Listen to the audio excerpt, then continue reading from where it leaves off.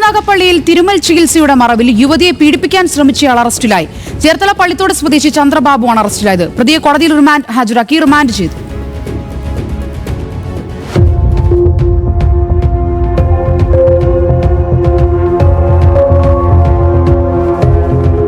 ഏത് കാലപ്പഴക്കം ചെന്ന വേദനയും ഒറ്റ ദിവസം കൊണ്ട് തിരുമി സുഖപ്പെടുത്തുമെന്ന പരസ്യം നൽകിയാണ് ചന്ദ്രബാബു രോഗികളെ ആകർഷിച്ചു വരുത്തുന്നത്.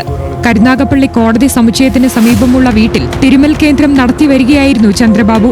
സോഷ്യൽ മീഡിയ പരസ്യം കണ്ടാണ് കണ്ണൂർ സ്വദേശിനി പ്രതിയെ സമീപിക്കുന്നത്. നടുവേദനയുടെ ചികിത്സയ്ക്കായി എത്തിയ യുവതിക്ക് നേരെ പ്രതി ലൈംഗികാതിക്രമ ശ്രമം നടത്തുകയായിരുന്നു.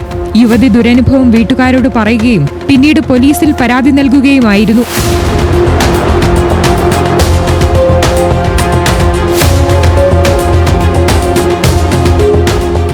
യുവതിയുടെ വിശദമായ മൊഴി രേഖപ്പെടുത്തിയ ശേഷമാണ് പോലീസ് കേസെടുത്തത്. അറസ്റ്റിലായ ചന്ദ്രബാബുവിനെ കോടതിയിൽ ഹാജരാക്കി റിമാൻഡ് ചെയ്തു. ന്യൂസ് മലയാളം, കൊല്ലം.